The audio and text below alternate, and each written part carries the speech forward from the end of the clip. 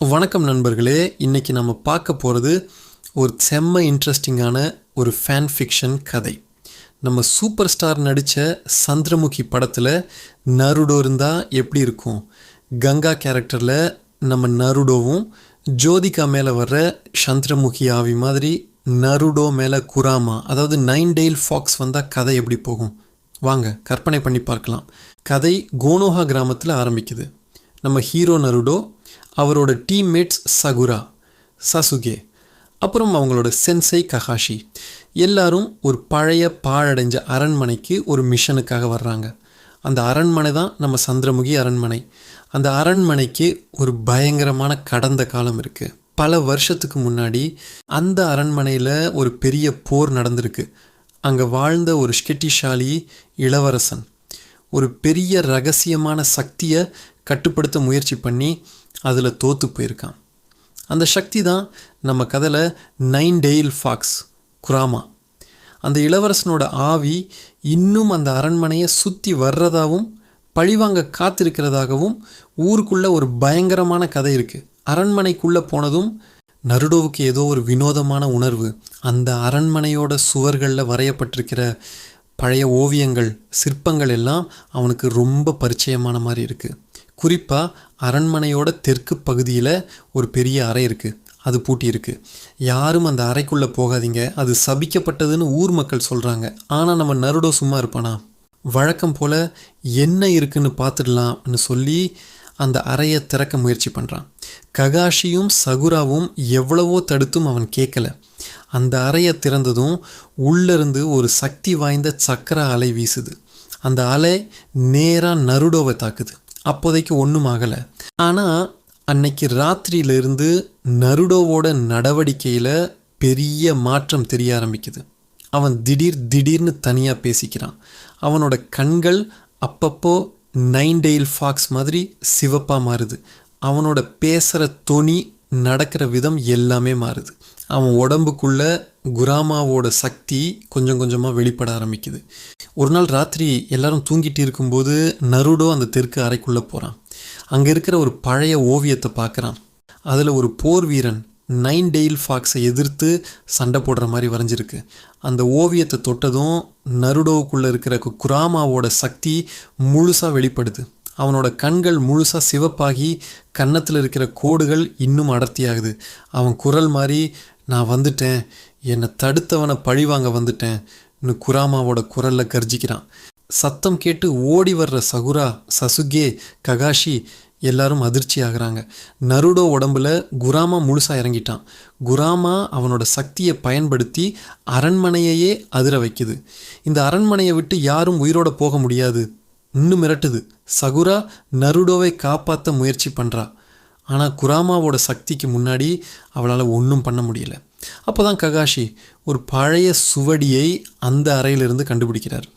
அதில் அந்த பழைய இளவரசன் எப்படி குராமாவை கட்டுப்படுத்த முயற்சி செஞ்சான், அது எப்படி தோல்வியில் முடிஞ்சது, திரும்பவும் குராமாவை எப்படி கட்டுப்படுத்துறதுங்கிற வழிமுறைகள் எல்லாம் இருக்குது. ஆனால் அதுக்கு ஒரு பெரிய தியாகம் தேவைப்படுது.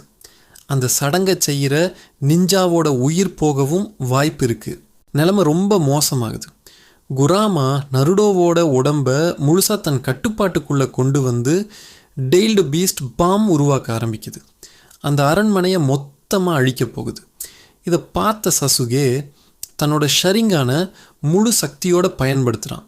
குராமாவோட மனசுக்குள்ளே ஊடுருவி அதோட கவனத்தை திசை திருப்ப முயற்சி பண்ணுறான். நருடோ, நீ வெறும் ஒரு பாத்திரம் இல்லை, நீ கோனோஹாவோட ஹீரோ, உன்னால் இதிலிருந்து வெளியே வர முடியும்னு கத்துறான். சசுகேவோட குரல் குராமாவோட கட்டுப்பாட்டுக்குள்ளே சிக்கியிருக்கிற நருடோவோட ஆழ் மனசுக்குள்ளே கேட்குது. ஒரு பக்கம் குராமாவோட கோபம், இன்னொரு பக்கம் சசுகே, சகுரா, ககாஷியோட பாசம். நருடோ மனசுக்குள்ளே ஒரு பெரிய போராட்டம் நடக்குது. அவனோட சின்ன வயசுலேருந்து அவன் பட்ட கஷ்டங்கள், யாருமே அவனை மதிக்காதது, ஆனால் அவன் ஹோக்காகவே ஆகணும்னு கண்ட கனவு, நண்பர்களோட கிடைச்ச ஆதரவு எல்லாம் அவன் மனசில் ஓடுது. சரியான நேரத்தில் ககாஷி அந்த சுவடியில் இருந்த சீலிங் ஜுட்சுவை பயன்படுத்த தயாராகிறார்.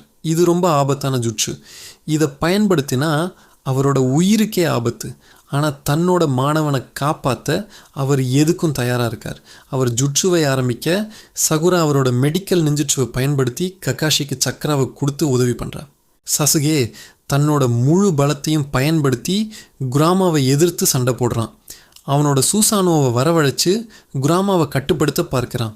நருடோ எழுந்துருடா, இது நீ இல்லை, உன் நண்பர்களுக்காக போராடுன்னு சசுகே கத்த அந்த வார்த்தைகள் நருடோவோட மனசை தாக்குது. கடைசியாக நருடோவோட மன உறுதி ஜெயிக்குது. அவன் குராமாவோட கட்டுப்பாட்டிலிருந்து கொஞ்சம் கொஞ்சமாக வெளியே வர்றான். குராமா, நீ என் உடம்புல இருக்கலாம், ஆனால் என் மனசு என் கண்ட்ரோலில் தான் இருக்கும். நான் உன்னை ஒரு ஆயுதமாக பார்க்கல, ஒரு நண்பனாக பார்க்குறேன்னு சொல்கிறான். இதை கேட்ட குராமா ஆச்சரியப்படுது. இத்தனை வருஷமாக தன்னை எல்லாரும் ஒரு அரக்கனாக பார்த்தப்போ முதல் முறையாக ஒருத்தன் தன்னை நண்பன்னு சொல்கிறான். நருடோவோட மன உறுதியையும் அவனோட நண்பர்களோட பாசத்தையும் பார்த்த குராமாவோட கோபம் கொஞ்சம் கொஞ்சமாக தணியுது. அதே நேரத்தில் ககாஷி அந்த சீலிங் ஜுட்சுவை வெற்றிகரமாக முடிக்கிறார். ஆனால் இந்த முறை குராமாவை முழுசாக அடக்காமல் நருடோவும் குராமாவும் ஒருத்தருக்கு ஒருத்தர் பேசிக்கிற மாதிரி, அவங்களோட சக்கராவை இணைக்கிற மாதிரி ஒரு புதிய சீலை உருவாக்குறார். நருடோ சுயநினைவுக்கு வர்றான். அவன் உடம்புல இருந்த குராமாவோட அடையாளங்கள் மறையுது. அவன் தன் நண்பர்களை பார்க்கிறான்.